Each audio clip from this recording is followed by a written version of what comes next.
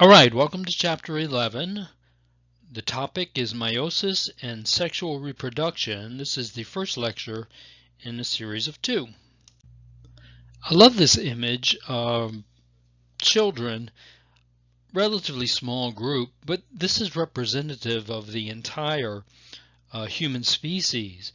In this image of relatively few small children, we can see great variation in skin color, in hair color and hair texture, and we can't see the colors of their eyes, but there definitely is going to be some variation there. So this is representative of the variation, the vast amount of variation that we see across the spectrum in the human species, and we'll talk about why that variation exists in the bulk of this lecture. So Raven writes, every living creature is a product of the long evolutionary history of life on Earth. Includes humans, of course, and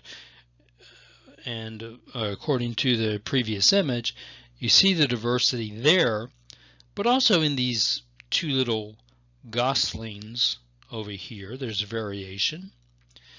And we see variation in sharks, strawberries, from elephants and eggplants to bumblebees and buttercups and pine trees and piranha. But the real question is, how does nature provide for this vast array of variety in the natural world? So in this chapter we'll look at meiosis. Now, last chapter 10 we looked at mitosis, which is the physical division of somatic cells. Meiosis is the division of cells to make gametes, which are reproductive cells. So here in meiosis, we're taking the parent cell, which is a germ cell, and dividing it into not 2, as in a mitosis, but 4 genetically different gametes. Now remember, in mitosis, we made 2 genetically identical daughter cells. Here, we're making 4 genetically different daughter cells, or we refer to them as gametes. It's going to be either sperm on the male side or eggs or ova on the female side. We'll look at the law of independent assortment, and there are 2n number of chromosome combinations possible.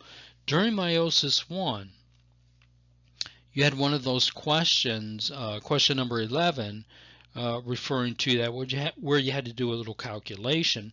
N is the n number of chromosomes. 2 to the power of n is the number of possible combinations for gametes. And if you work that out in humans, that's over 8 million possible combinations for sperm and or egg. So that helps you understand how much diversity, how much variation that you can see in the whole of the human population. The question then is, how is that variation transferred to the next generation? And that's what meiosis. And so as we have seen, the great degree of variation in the human population, demonstrated by the image on the left of your screen, but we also see this in plants, not just animals. And so here we have this corn. Some people call it horse corn. This is a decorative corn that you see this time of year that people put out for decoration during Halloween and Thanksgiving. But each of these kernels, each of these individual kernels on this ear of corn is each of these individual kernels is an individual, represents an individual plant. Each one of these is a seed. And as you can see here, especially over here, see lots of yellow, and there's some white and purple, and there's some red there. So there's lots of variation. This is one population of corn, and you can see the variation there. Some may be perhaps not as varied, but definitely varied. But each one of these represents an individual in that population. So we see variation on the animal side, but also on the plant side. These are eukaryotic organisms, as you all know, and it's due to meiosis that we see this great vast degree of variation. Okay, so our objectives in at least this first part of Chapter 11 describe the process of meiosis with regards to sexual reproduction, distinguish between somatic cells and germline cells, and describe how homologous chromosomes pair during meiosis. So all of our knowledge of meiosis and sexual reproduction stems from great monk Gregor Mendel and his work with pea plants back in the 19th century. So you remember that mitosis produces two genetically identical daughter cells, each with 2 times n number of chromosomes. We call that the diploid number, 2n. So if your organism has 7 chromosomes, and 2 times 7 is 14, so the diploid number would be 14. That lowercase n, that's your haploid number. In the case of humans, our haploid number is 23. 2 times 23 is 46. 46 is our diploid number. So these cells are called somatic cells, and are the building blocks of growth and development, tissue repair. And you'll recall that human somatic cells contain 46 chromosomes, genetically identical to their parent cell. Now, meiosis involves the formation of sex cells, or we call them gametes, or namely sperm on the male side and eggs or ova on the female side, each with n number of chromosomes. So each of them are haploid.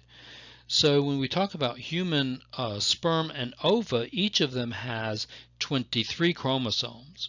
We call that the haploid number. And sexual reproduction then is the fusion of sperm and egg or ovum to form a new cell. We call that process fertilization. It's the fusion of the sperm nucleus with the egg nucleus that occurs in the fallopian tube of the female. And that first cell is a 2N cell, a diploid cell, and we call it the zygote.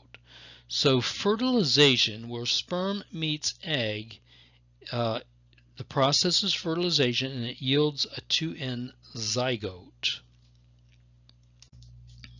So here we see in diagrammatic form or illustrative form, sperm is 1N or N, ovum is 1N or N. You put them together and you get the zygote, which is diploid. So here's your haploid sperm, that's 23 from the father. There's your haploid egg, that's 23 from the mother. Fertilization occurs where the sperm penetrates the outer wall of the egg. The two nuclei fuse and you get the diploid zygote. In this first little video, it's called How Sperm Meets Egg. And it's kind of a cool little way, cool little illustrative way for you to, it's really kind of advanced HD animation, but it's worth your watching to see how that process occurs in the fallopian tube. So a sexual life cycle, that's the life cycle of eukaryotic organisms. We go through meiosis and fertilization. Remember, meiosis yields your gametes, and then fertilization is the fusion of those gametes. So it's a back and forth, diploid haploids. We have diploid cells. Our somatic cells are non-reproductive, of course, you know that now. And there are 2 sets of chromosomes. Remember, that's 2 sets of 23 or 46 total. They're genetically identical. And so when a skin cell divides to replace skin cells, those skin cells are genetically the same with 46 chromosomes each. That's the process of mitosis, right? In your haploid cells, these are gametes, eggs and sperm. They have only one set of chromosomes. So where you have in the diploid cell 2 sets of 23 or 46 total, in gametes you have one set of 23. And so the offspring inherit genetic material from both parents, 23 from mom, 23 from dad. You fuse them, you get back to the original 46. So sexual reproduction is an alternation of meiosis and fertilization. Some life cycles are longer, have a longer diploid phase. Some include a longer haploid phase, and you'll see this in 102 in second semester when we talk about plants and fungi and algae and all of those kinds of things. You'll see this very clearly, this alteration of haploid, diploid, long diploid, short haploid, long haploid, short diploid. It goes back and forth. In most animals, the diploid state dominates, obviously, right? Because you do not reproduce the whole entire length of your life. The zygote first undergoes mitosis to produce diploid cells. Okay, so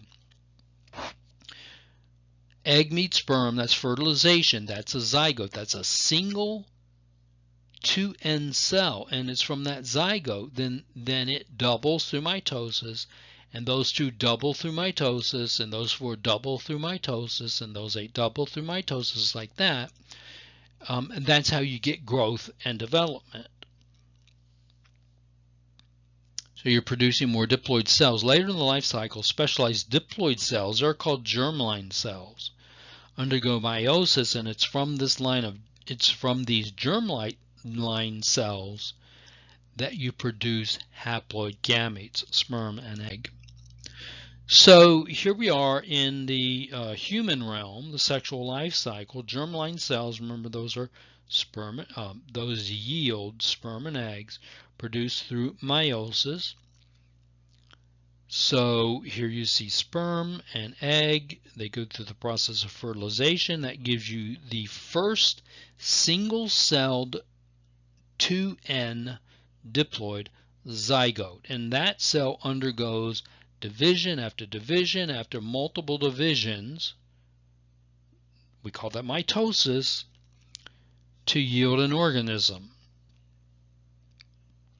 And that organism goes through division upon division, we call that through mitosis, right, to form the adult. Here's the adult female, the adult male. From the female becomes the ova or eggs, from the male comes the sperm, and so from the 2N organism comes the 1N gamete.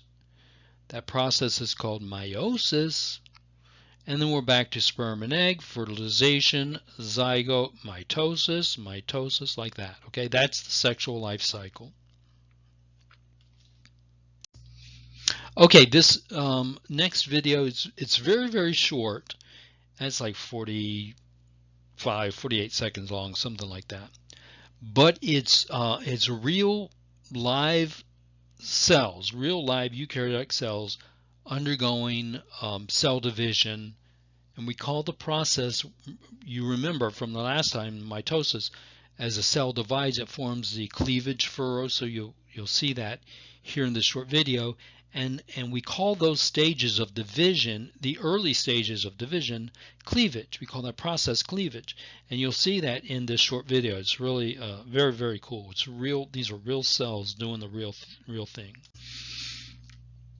Okay, meiosis includes 2 rounds of division. All right.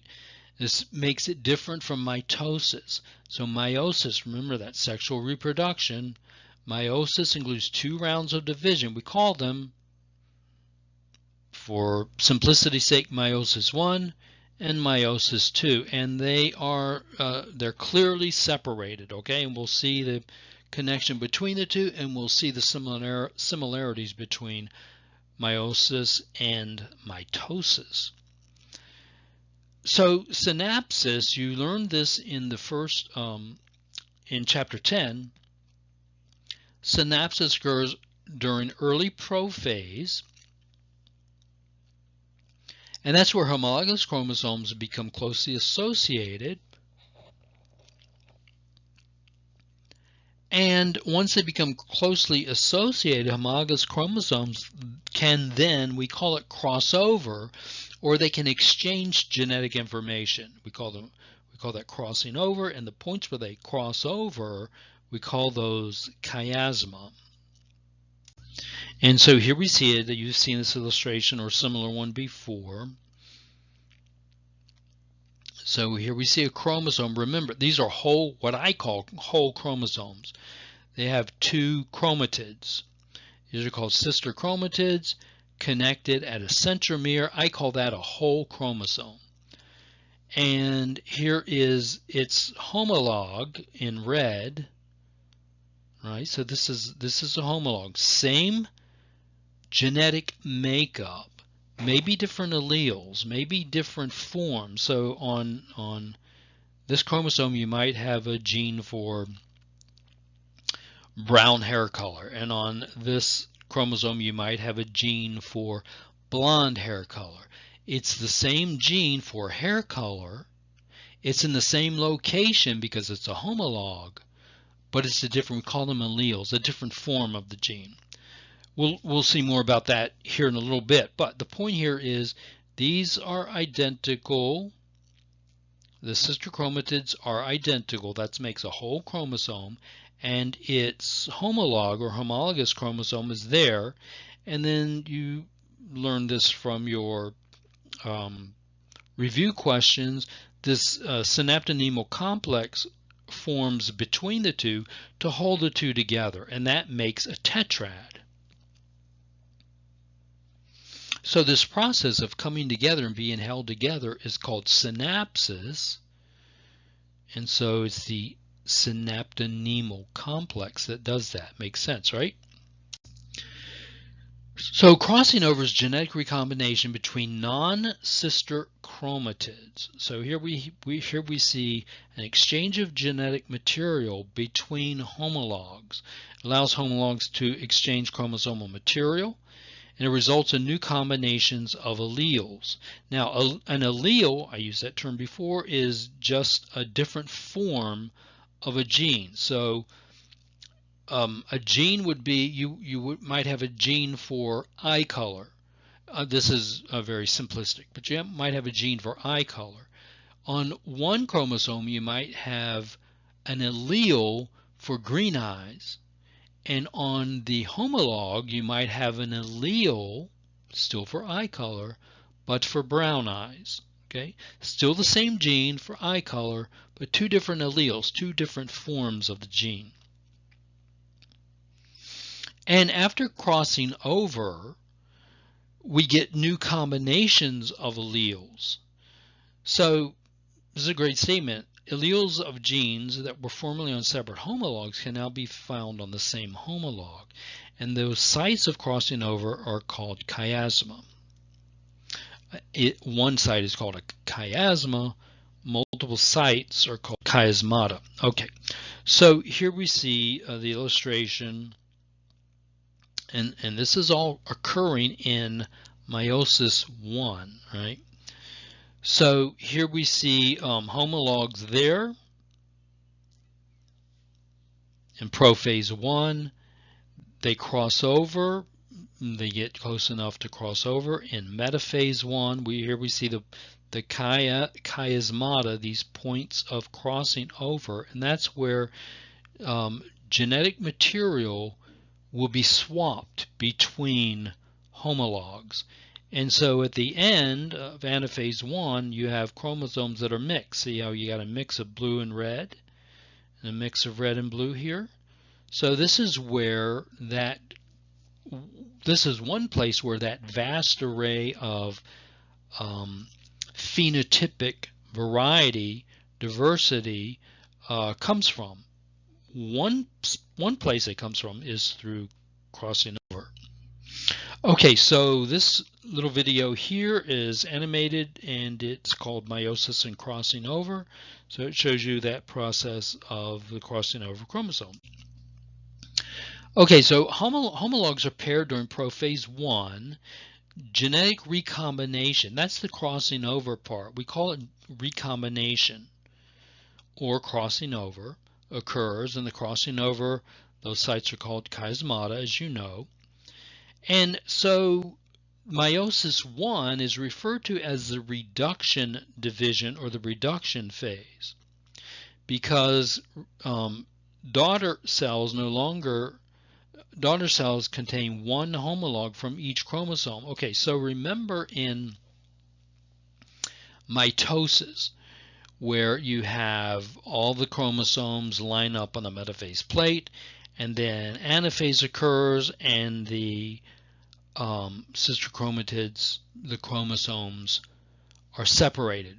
One set to one side, one set to the other side. Okay, so here we see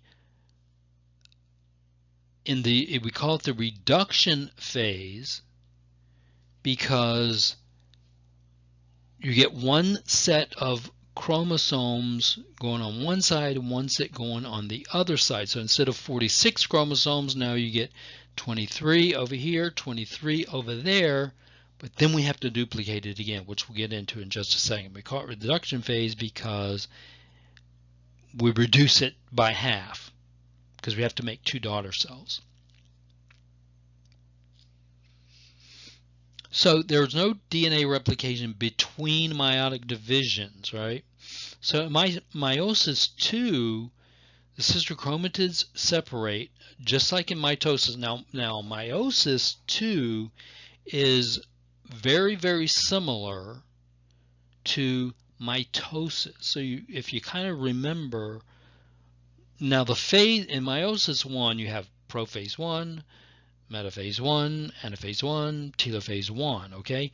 But in mitosis, you have prophase 2, metaphase 2, anaphase 2, telophase 2. Those phases are most like prophase, metaphase, anaphase, and telophase in mitosis. And we'll see that here in a little bit. Okay, so remember mitosis. We start out with an original parent cell. There's the genetic material. We go through replication. This is in the synthesis phase, right? We go through replication and we duplicate the DNA. And then the cell elongates because we have to make room. We have to turn this one cell into two. So we go through elongation. And then segregation of DNA. So you have one set of chromosomes goes to one end, the other set goes to the other end, and then finally you have separation. Cleavage furrow forms and the two cells pop apart. And these cells, these two daughter cells, are genetically, even though I have them in different colors just so you can tell them apart, these cells are genetically identical to the parent. That's mitosis. Okay, in meiosis, the meiotic cells have an interphase period similar to that of mitosis. There's a growth 1 phase, a synthesis phase, and a growth 2 phase. Notice there is no G0 phase. There is no quiescent phase in meiosis like there can be in mitosis. But there's a G1S and a G2. After interphase, the germline cells enter meiosis 1. Okay. So in meiosis 1, we have separation of homologous pairs. So separation of homologs. 4 stages here: prophase 1, metaphase 1, anaphase 1, telophase 1. And based on the terms now, you know this is pre-division, middle, separation, right? These are similar. The things that are going on here, the key activities that are going on here are very similar in both meiosis 1, meiosis 2, and mitosis. Okay, so if you learn these for mitosis, you kind of have an idea of what's going to go on here in meiosis 1 and meiosis 2. Now, the thing about this is you see 4 phases here in mitosis.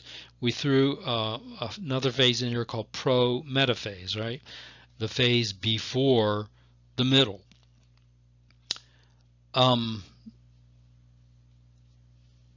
So here you just see kind of a combination. It's pro-metaphase, you don't see it in all sources. I put it in there because it is in your book, but you don't see it in all books.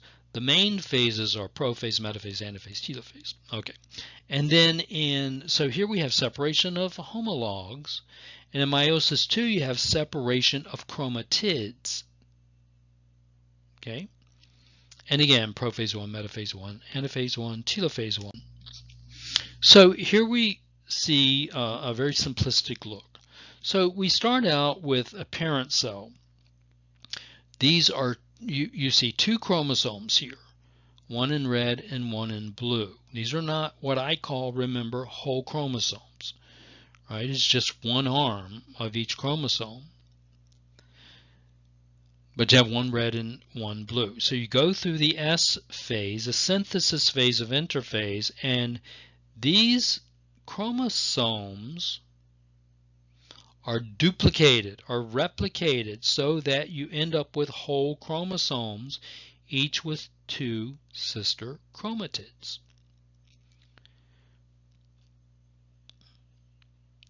Now, when you go into meiosis 1, the big thing that goes on here is the whole chromosomes are separated into 2 daughter cells. So this is 2N diploid. We're going to make a 2N diploid cell. We're just making whole chromosomes here. And we're going to turn that into 2 2N or diploid daughter cells.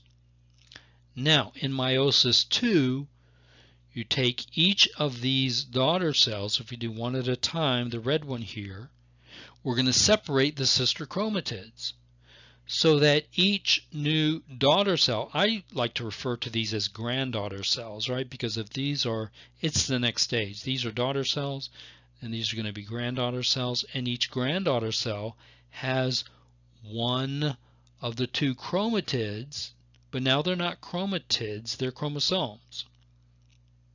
Just like these are chromosomes here. So then we get whole chromosomes with sister chromatids, whole chromosome with sister chromatids, and the sister chromatids are separated, and so now we get chromosomes. So we go from a 2N cell to 2 1N granddaughter cells. Likewise, in the blue, we have a 2N daughter cell. We separate the chromatids, and we end up with 2 1N granddaughter cells. Okay, see how that works? Okay, so here is a very simple, it says the title is Meiosis Made Super Easy. Okay, and this is a good one to look at just to kind of put all of these sort of ideas of my meiosis 1 and meiosis 2 together. Okay, do you have any questions? If you have any questions, you can message me. 804-229-7993. Email me at jjeffries@rbc.edu, and you can also message me through your Canvas inbox. That's the end of the first part of Chapter 11. Easy enough?